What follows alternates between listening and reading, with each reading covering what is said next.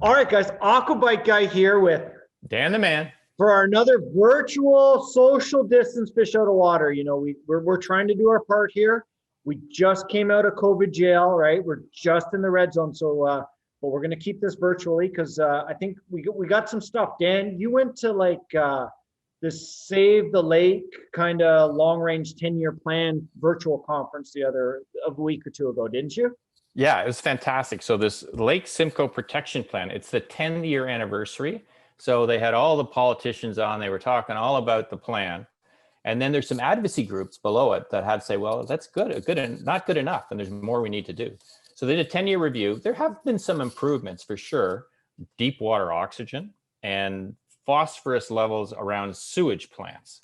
But there's also some big issues that between the Lake Simcoe Coalition and the Watch Lake Simcoe group have set some targets. So it's very, very interesting. Why don't we look at the phosphorus slide there? Yeah, okay, here. Well, let's look at this phosphorus here, Dan. Let's you explain this. You were there, so you tell us about this phosphorus, because I'm looking at this and saying, well, I got a trend from like 2000 up. It's kind of been going up still. It's not like flatlining or anything here. Yeah, it's definitely still going up. And the goal that the advocacy groups want to see is 44 tons. And we're at what, 1.2 here. So while they say it's getting better, it's really not. And there's some culprits out there. Agriculture, 39% of the phosphorus loads comes from agriculture. And at the bottom of the Holland Marsh, there's this Art Jane's pumping station. And if we invest $29 million in this pumping station, they can filter 85% of the phosphorus out. Seems like a no-brainer to me. That sounds like really like a no-brainer. So if they do this pumping station, they can retrofit this pumping station. And here, I'm gonna pull up a map here. Yeah. Hold on here. We're gonna pull up this map here. And like we're talking down here in the Holland Marsh, right? Right down there. So this is down here, and like, from the like a Keswick guy here, and I know you've been up a lot. This area is like the Holland Marsh area, right? Like this is where we do all our farming and stuff down here. Super fertile ground. I guess they're putting the phosphorus in to help the plant, to help our vegetables grow. But you're saying that there's a station down here that we can pump out and kind of pump that stuff out of? Yeah, apparently there's a station that if they filtered it properly, they could take out 85% of the phosphorus in that area. And look, that's 08, 2013, 2018. Look at 2018 now. And yeah, you tell me, it's just a massive weeds down there, right? Oh, like I remember when I first moved up in 05, like, yeah, the weeds were bad, but they weren't like this. Like we're talking choking off weeds now, like August, yeah. It's like choking down the bottom here. But like, even like, remember when we were swimming, like June and July, like the weeds weren't so bad. And then all of a sudden, like in August, yeah. August, September.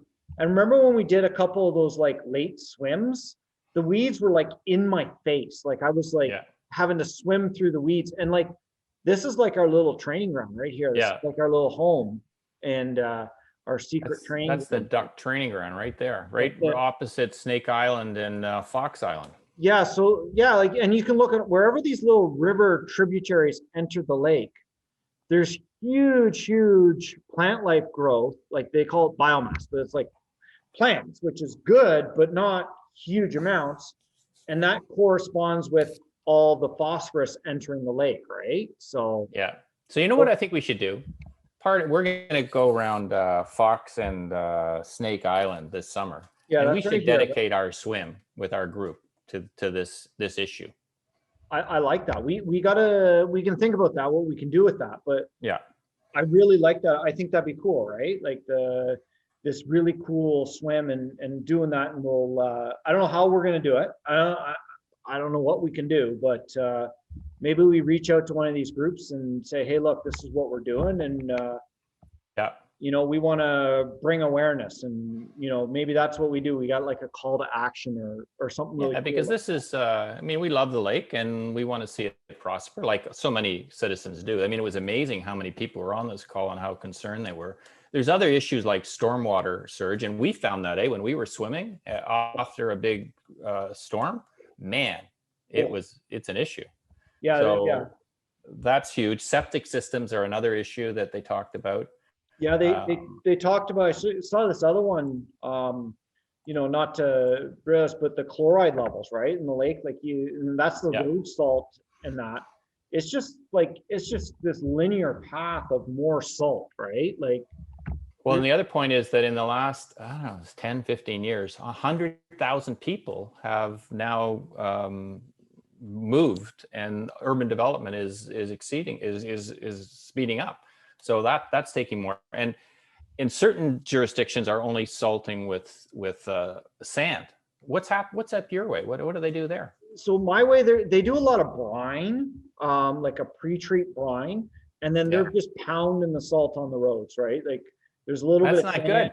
good. Like, they use the sand salt mix up our way, and I get it, right? Like, they want these smooth, they want clear roads for people to be able to drive on, right? Like, accidents and that are huge, but if we just slow down and realize that, hey, there's snow on the road, it's a little slippery, let's take our foot off the gas. Like this morning, it was a Use little some slippery sand. out, a little snow, and there was like 3 accidents, and it was like, dude, it's COVID times, where are you rushing to? Like, there's no need to rush, just take it slow, we'll get there.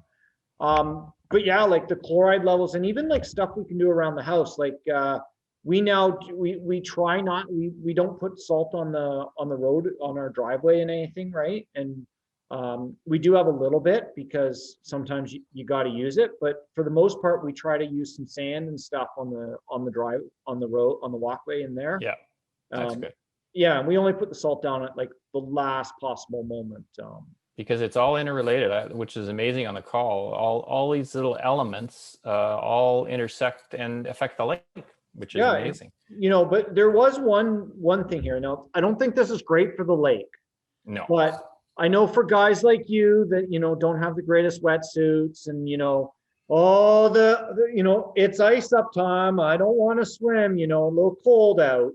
But like, you look at the average, not to, sorry Dan, I'm bugging you here, but like the average temperature in the lake's gone up, right? Like surface temperature, it just keeps climbing and climbing, and that's another issue altogether, right? When we look at invasive species in the lake and our freshwater eco fishing seasons, right? Like, we got to be careful here. Like, this is not a good trend we want to be. August was amazing. Yeah, no wetsuit, off you go. But even September, I'm gonna buy a good wetsuit though. I'm telling you, I'm gonna be ready. Well, that's a great lead in, because I got a challenge for everyone. I want you guys to comment below in this video, and I want you guys, all our listeners there, and our watchers, or whatever the YouTube people do is. I know you're rolling my eyes at me, but all you down there, I want you to comment when you think one, ice breakup's going to be, right? Because I think that'd be cool. When do you think the ice is going to break up on the lake? And 2, when do you think we're going to get in the water and swim? Are we going to be in there dodging those icebergs? Because I tell you that I don't think so. I don't know, man. I don't know. I think we get you the right wetsuit, I think you can manage it, Dan. Okay, I'm there. Okay. Might not be there for the first swim. I might be the videographer, but I'm there for you. Well, we'll see. We might bring some tea out to sit in the thermos there and just kind of see what's going on, right? Yeah. But it's going to be exciting. Lots of cool stuff, and I really like the idea of dedicating the swim to save the lake, right? And we'll have to reach out to an advocacy group or something like that, right? So yeah, we'll do that. Yeah. Okay, so that sounds like a plan. We're good. All right, and hey, what's your prediction? Are we going to get back in the duck pond? Like, is Mama Duck going to get us back in the pond there? What do you think? I think so. I think next week. I'm an internal optimist. Now, we'll see how the variant goes. We might be shut down, but I think we're going to be back. It's exciting. Well, we might get a week or 2, right? Like, we might be, 4 weeks down the road, we might get back down into COVID jail, but let's hope not. Well, you know what? Keep your masks on.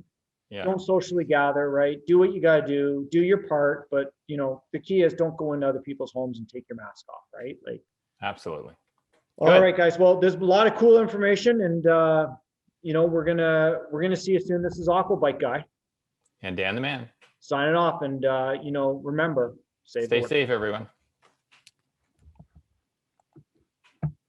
Okay, let me figure out how to stop the recording. stop the share,